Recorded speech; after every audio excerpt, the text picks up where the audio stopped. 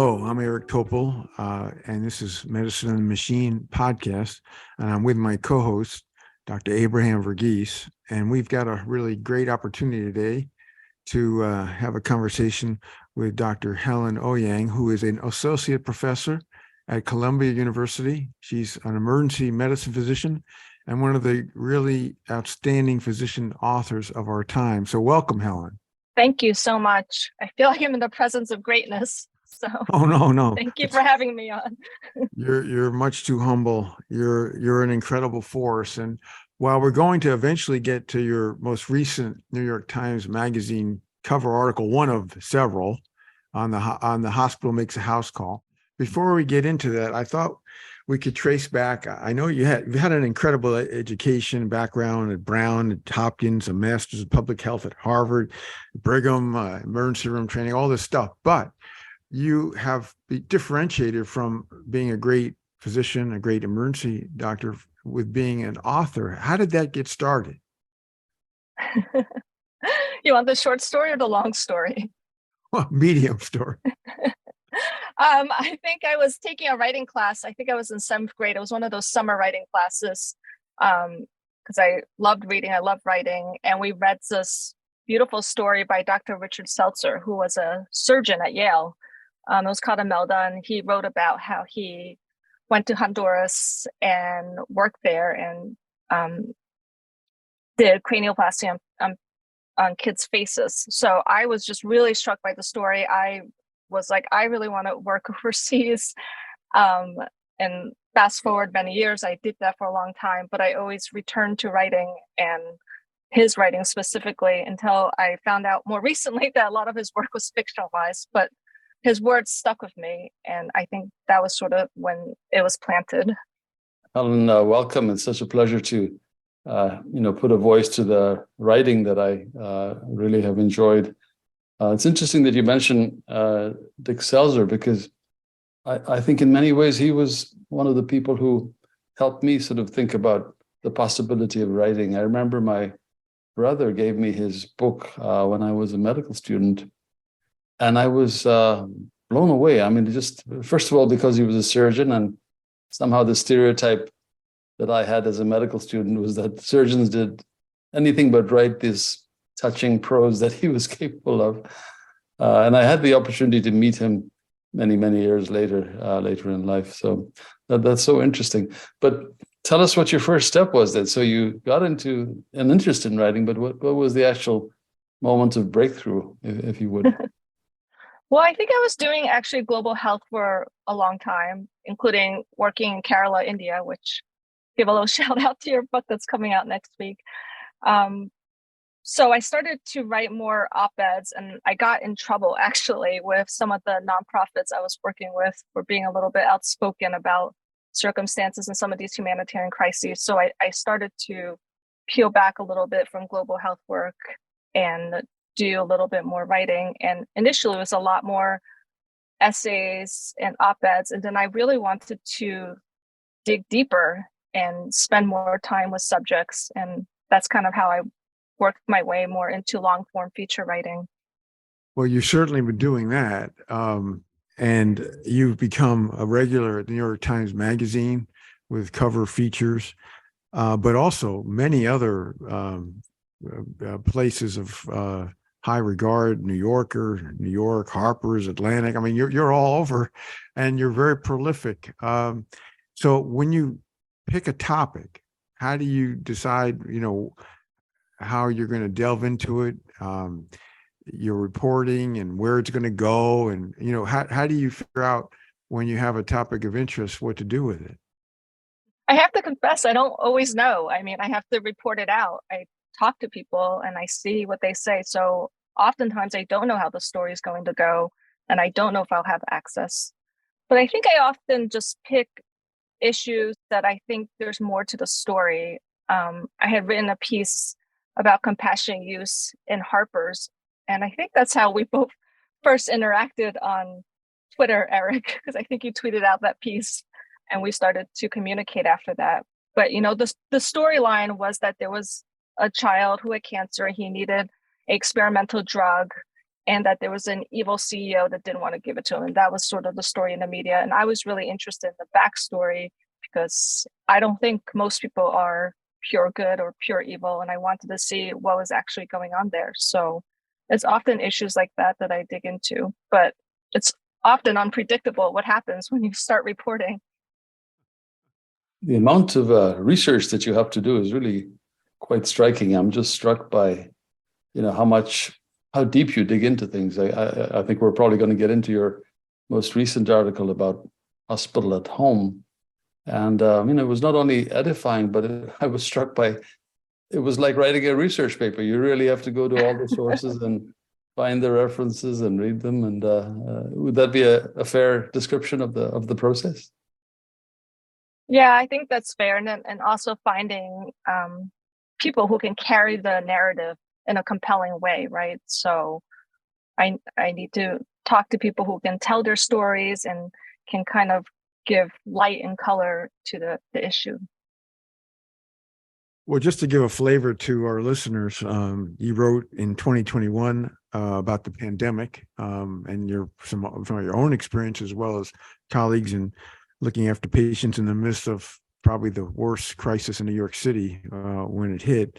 You wrote about the children in Pakistan with HIV. You wrote about the metaverse and virtual reality for pain in 2022. And then the most recent one, as Abraham just mentioned, the hospital makes a house call. So that's just the New York Times Magazine in the recent couple of years, okay? Not all the other things you've been writing. I did want to drill down a bit on the hospital at home because this is a big movement that started and it was kind of laying dormant as you went through in your feature. For years, there were these programs like at Columbia and Mount Sinai and others that had relatively small numbers of patients treated at home with clinicians, nurses at the home, not sensors, not modern kind of AI technology and algorithms, but there certainly seemed to be some promise. Then it seemed like the pandemic took it to a new level because all of a sudden there was this waiver for 250 hospitals in the U.S. Right. that would get paid the same for a hospital at home as they would get in a hospital. So where are we headed with this?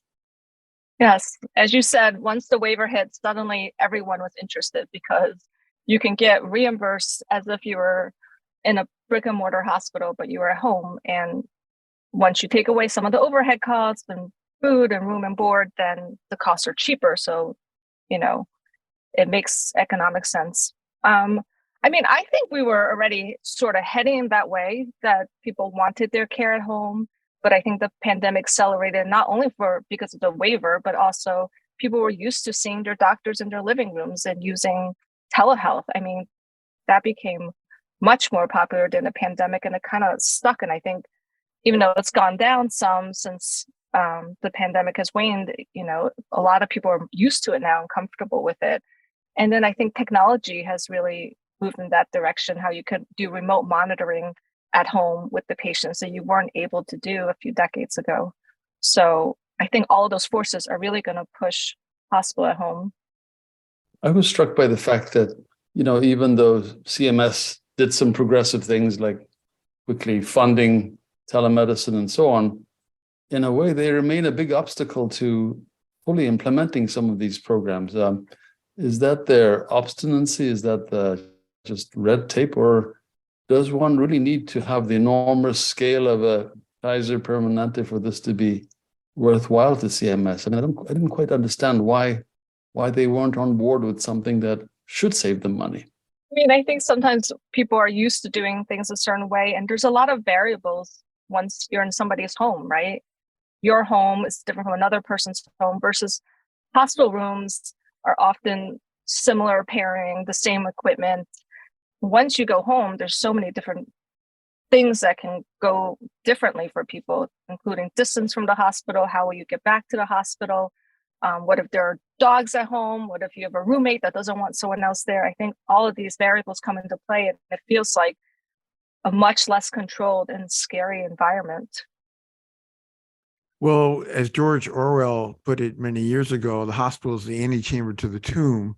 And of course, the problem here is that we have lots of errors, nosocomial infections, and people can't sleep. You can't eat the food. I mean, there's all sorts of problems in the hospital that.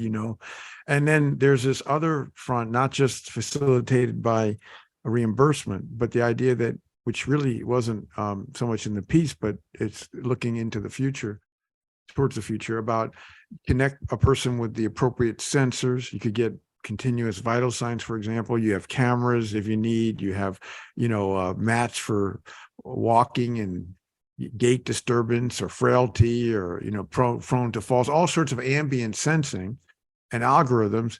Do you see a time when this will become very popular, Helen, or is it still because of the absence of the human touch, the presence in the room of the bedroom of the person or their home, that it just is inconceivable? I mean, I think it's going to be, some forward, a little backwards. I'm sure, unfortunately, in medicine, it's unpredictable, and perhaps something will go wrong for patient and people will become more cautious. It'll be a little bit of a staggering forward step, but I still think the movement is in that direction. And Abraham mentions CMS.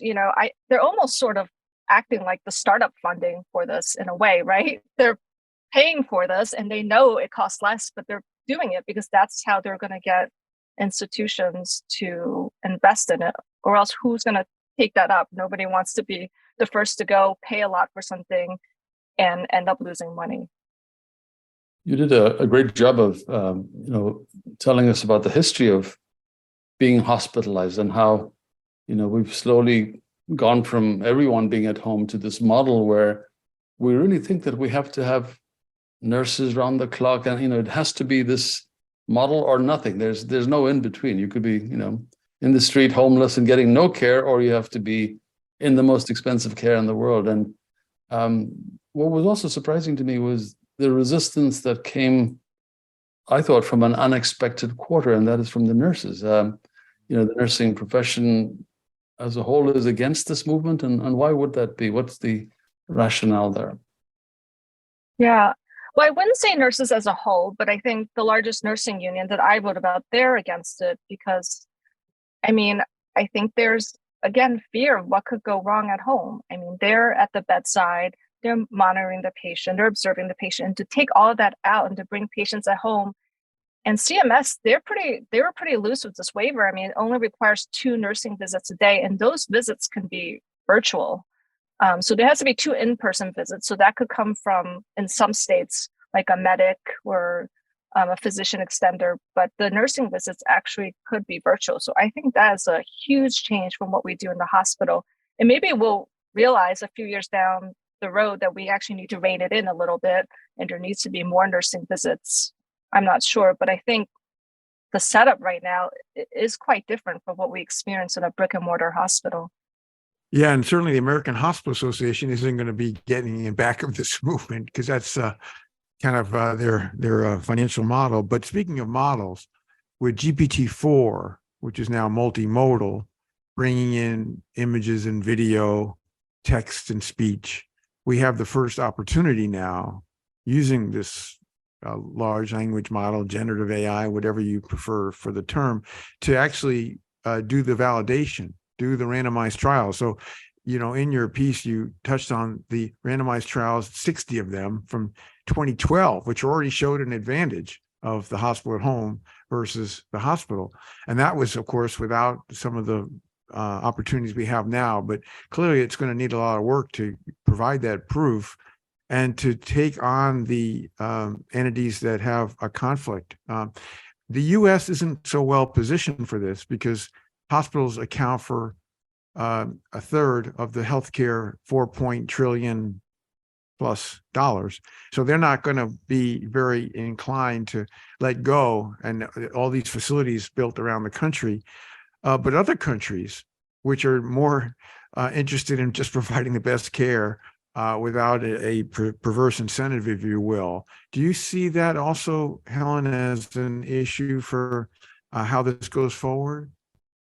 Yeah, I think the hospitals, in a way, don't have a choice.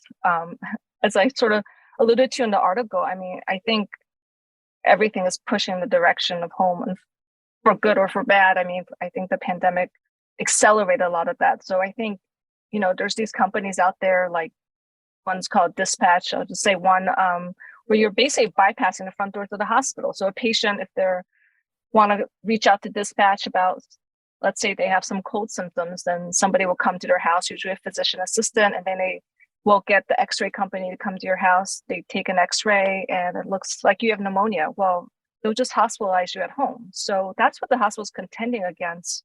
So I think whether they like it or not, whether they have beds that are empty or they've built new buildings, I think they're going to have to think in that direction at least a little bit. I think, as Eric was saying, the incentives are all around reimbursement. And it seemed like from reading your article that the only hospital systems that were interested were those that were also insuring their own group of patients. Otherwise, hospitalizing someone at home loses them money. Would that be a fair statement, that if a hospital isn't part of a healthcare system, that they're insuring their own patients, they wouldn't be incentivized to be doing very much in this space? Yeah, I think that's definitely true for now. Moving forward, I think if private insurers start to insure, and if they insure at good enough rates, then maybe it'll be a good proposition for other hospital systems. But I think you're right. It's really the hospital systems who have their own insurance programs who are saving the money right now.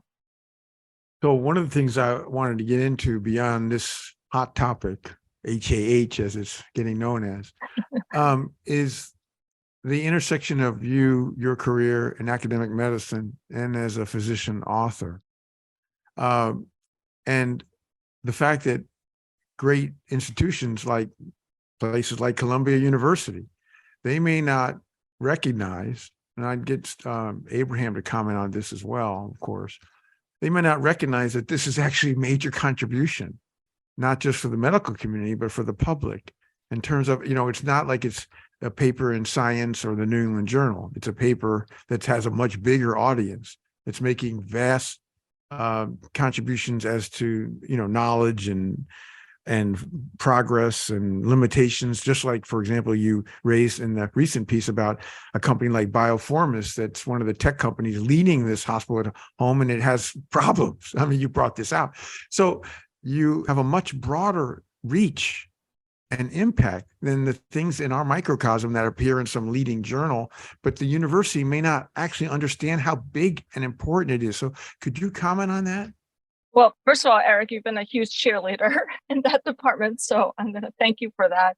But yeah, I mean, I think you're right. I think traditional academic institutions that I'm at, that Abraham is at, but I'll let you speak more to it, Abraham.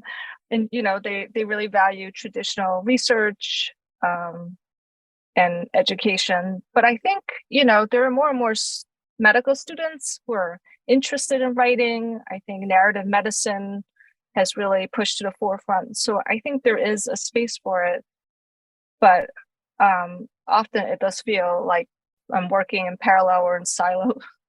Yeah, I would just say that things have come a long way. I think that when I started out, this was not something you told many people about. You just did it on the side and, pleasantly surprised people when something came out, but I don't think they saw it as much added value. And then gradually, there was sort of a PR value to it. And I think first at the University of Texas, San Antonio, and then especially at Stanford, I really felt that those institutions at least had embraced the idea that my output was going to be slightly different from, the scientist, but it was equivalent in its own way. I mean, you have to use a different metric to calculate it. So I think, things are opening up. There's a sense that this is of value, that we need people to communicate the science in some fashion to the public. And it's a form of creativity, academic freedom, all that. So I think in many ways, people like Richard Selzer have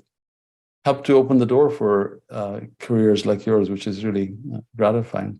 But I want to, if I may, Eric, switch gears and ask you a little bit about an element that struck me in your writing, and that is you're exposed to pretty incredible dangers in some of these situations where you're going to. I was reading the piece about HIV from needle misuse in Pakistan, and just picturing you there, it must have been quite challenging. And then you're in the middle of that when COVID breaks out, I gather, because your piece on COVID begins with you being in Karachi, and then you wind up in Italy. But so talk a bit about, that sense of vulnerability you must feel when you go out there like this to strange places. You're such an astute reader that you picked up that I was in Karachi at the beginning of the COVID piece. But, I had worked overseas for over a decade on and off, so I didn't necessarily feel unsafe. And actually, I had worked in Pakistan before under totally different circumstances after the earthquake over a decade ago. So I didn't feel necessarily unsafe then, but it felt actually just sort of returning to a place that I had been before. Interesting. Well, one of the themes that comes across your work, which interestingly is intersects with Abraham as well, is the humanistic aspects. Like in the hospital, it was about the human touch, and of course, in the piece that Abraham just mentioned, this is to me also something that resonates, that we lose touch with in medicine, and you bring it back, for your readers. Is this something that that you find thematic? I mean, you may go into something that's highly technical, like the metaverse and virtual reality, but you bring it back to the humanistic aspects. So I wonder about that, and what you're working on now. Yeah, I mean, for me, it always comes back to people, the situations they're in, the decisions they make, how they behave, and bringing that to life. I think for me, it would be very hard to write a story without that human touch, without human characters driving the narrative and us seeing what happens to them. So that's like always first and foremost when I'm looking at stories and considering them and talking to people, see how they will bring an issue to life. Is that part of your next chapter or the next feature? Or you don't want to give it? I can't talk about what I'm writing about, but it's a little bit controversial, so I'm actually a little bit nervous, and it's a little bit more topical than person driven, so narrative. So okay, we'll see what happens. We won't press you on it. Go ahead. Hopefully Abraham. it works out. Sorry. Yeah, I was going to ask you about where the general direction of your career you think is where would you want it to go? Are you looking to continue the way you're doing as just a wonderful, I would call it investigative journalism with a very medical bent, or what else do you see coming down the pike? I honestly don't know. I mean, I love writing magazine features. I think they're just the perfect length for me in terms of, and both the time I spend with it and the length of reading. I like reporting. I love writing. I actually always have huge admiration for people who can write fiction and nonfiction, such as yourself. So that's something I always toy with in the back of my mind about writing fiction, but I am not even close to doing that yet. But yeah, I'm not sure. I mean, I think right now I want to continue writing magazine features for as long as I can. Over the weekend, I read a book by a physician author who I didn't know, Jennifer Lysette. It's called The Algorithm Will See You Now. And what was interesting about this book, which is the horror show, sci-fi of the future of AI in 2035, everything that could possibly go wrong, right? But it's a nightmare. But what I was interested to read is that the reason she got into this as a writer is that she was suffering terrible burnout, and she turned to writing as a remedy. And I wonder if there's a lot of physicians out there, a lot of clinicians out there who are suffering from burnout in a spectrum. What does writing do for you in terms of your sense of fulfillment, your mood, your complementarity with your medical responsibilities in the emergency department? What does that do for you? Well, I have to admit, Eric, that writing causes me a tremendous amount of stress.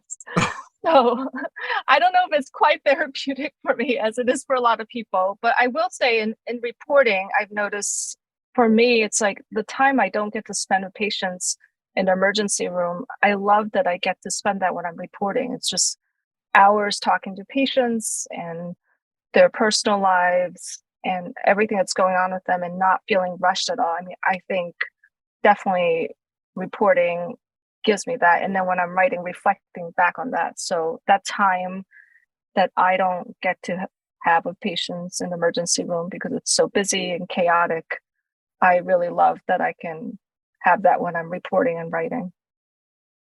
Well, we want to see you keep doing this. You're clearly hitting your stride, and I mean, each piece that I read in preparation for this was just, in its own way, quite different from the previous one, and it just seemed like you were discovering different ways of cracking the code of that story, and so it was really interesting to observe. Good luck to you. Thank you so much. You are really amazing, Helen. You're such a talent and in many ways unique as to your approach to this.